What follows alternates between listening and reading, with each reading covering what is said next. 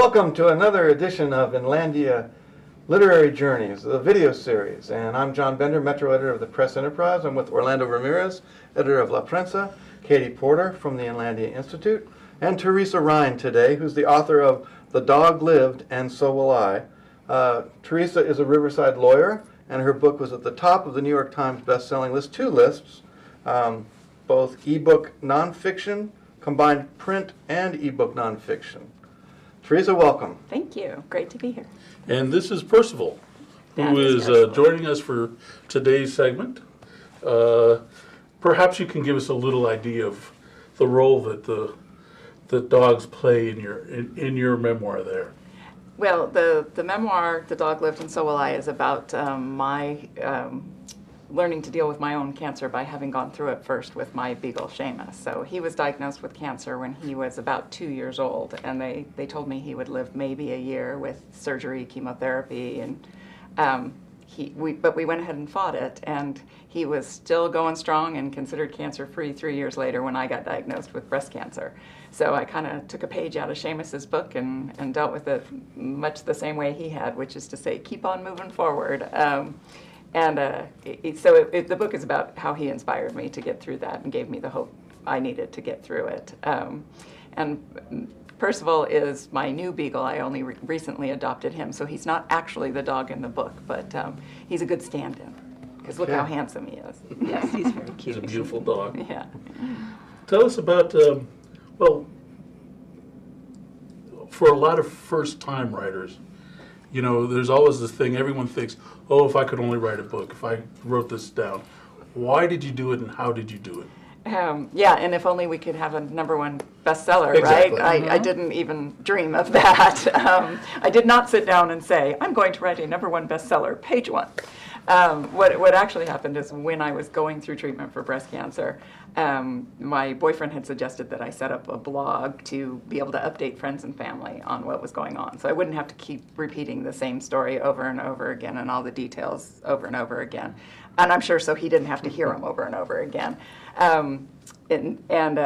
So I started blogging, and the name of the blog was The Dog Lived, because on our way into UCLA for my, right the day after I was diagnosed, I had made what I thought was a joke, that it would be the great irony of my life if the dog lived, Seamus, but I did not. And he said, the dog lived and so will you. And so that sort of became my mantra as I went some through. dark humor there. Some dark humor, which runs throughout the book. Once I started blogging, then lo and behold, the World Wide Web really is worldwide, and there were people other than just my friends and family who were reading it, and some of those people were magazine editors and whatnot, so it had some coverage from that, and people started saying, you should write a book. And it wasn't quite like one day I woke up and decided to write a book. I've always loved to write. I've taken writing courses, but I always wrote fiction before. Then life got stranger than fiction, as they say, so I decided I would try and do that, and I did. But I did it the old-fashioned way. I got a literary agent, and she worked with me on the proposal and the sample chapters, and then sold it to the source books, who eventually published it. Say, Yeah. So this is your first book. It is my first book, So, yes. Where do I go New York from here? Times bestseller right out the chute. Right, well, So, not exactly right out the chute, because it came out 8 months ago. sure, but that's a short amount of time, realistically. Yeah. Well, sure, and Uh-huh. for a first book at all, yes. Yes. Yeah. So it started out as a blog. It did. Did you take some of what was written on the blog and use that in the book? There's a little bit. There's some excerpts actually pulled from the blog that are in the book, but the book is, the blog was really real time and raw emotion, and I wasn't editing or worrying about my grammar or even my language at that point. So the book is expanding on the story, and the blog was my experience in particular. So the book brings in a lot more with Seamus's experience, and there's a human romance in there too. Yes, that was something that, when you think about this book, it appeals to a lot of different people, because it has the romance, it has the human interest story, it has the animal lover's story, and all of these things are inextricably intertwined. Yeah. In a way that you don't often see in books, and this is so personal. So if you live in the area, you know many of these places. I know the vet that is mentioned in the book. Right. I know where she had brunch, and the Yeah, Mission the Inn Mission is Inn, brought in. some of the Christmas parties, some of the places I go, Yeah, so for locals, I think it really resonates. But what I think is surprising for me is that it resonates with people all over the country. Everybody's reading this. Yeah, it surprised me too how much it resonated with folks. Yes, there's a lot of different stories and different things going on because that's life, right? We don't get to just say, well, this is what I'm dealing with now. Like, I'm dealing with cancer, therefore all other life must stop. It doesn't. Relationships still go on, family's still there. So I told the story like it happened, and then I was surprised how many people resonated either with the romance or with, how many people's dogs have been through cancer, or like we were talking about a little bit before we started filming. Once you go through something like cancer, you realize how many other people out there have experienced or been touched by it in some way, either directly or a family member or a loved one. So, well, all of us in this room right now have been touched by Unfortunately, it. but yeah, it's true. yeah. And Teresa, you said you've picked up some clients thanks to the book too. I have, yes. I have picked up some law clients. I am still practicing law. It's funny how many people think, New York Times #1 bestseller, you must have quit your day job. It doesn't work like that. So I am still practicing law. And I've had quite a few clients, either that I meet when I'm doing readings or appearances, or I had somebody come in from Long Beach because after she read the book, she decided that I would be the right attorney for her because I would understand her passion for animals. Oh, great. And that was terrific to hear. And I had somebody else come in who just said they just want to say that their lawyer is a #1 New York Times bestselling author. So, okay, I'll take that. Great. Now, what's your next book going to be?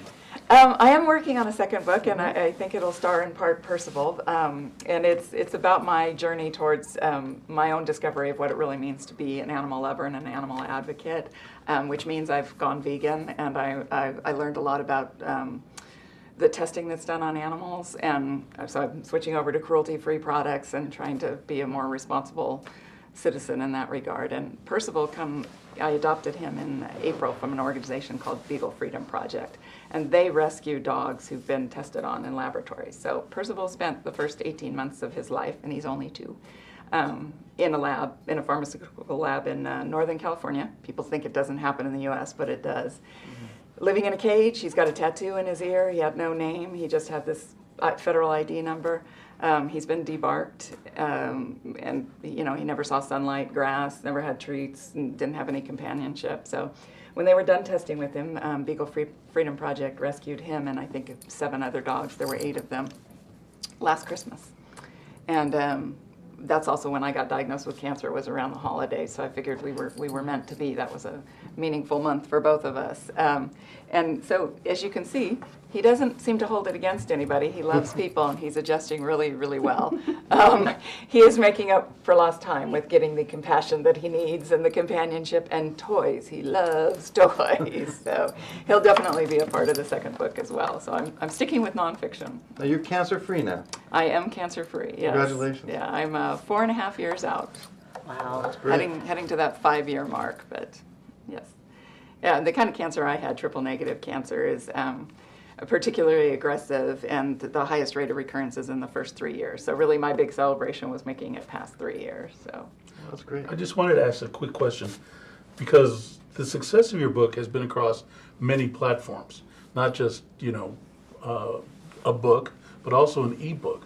How have you discovered that ebooks have helped you become a bestseller? I think it was ebooks that made me a bestseller. What happened was, like I said, the bestseller was 8 months after the book came out. And usually your best chance of bestseller is right when the book comes out, because that's the most interest right away. But 8 months after the book came out, Amazon chose it as the Kindle Daily Deal. They dropped the price to $1.99, and apparently people try out anything at $1.99. So a lot of people just, cute dog, and bought the book. I mean, I've gotten reviews now on Amazon where people said that. I just bought it because it was $1.99, but turns out I loved it. I'll take it, Oh, Right. And then Barnes & Noble met that price, and so the Nook was also $1.99. And in that one day alone between those two, they sold 32,000 copies. Wow. That's huge in publishing, That's great. for Yes. one, for an unknown author and a memoir about, my little beagle and me.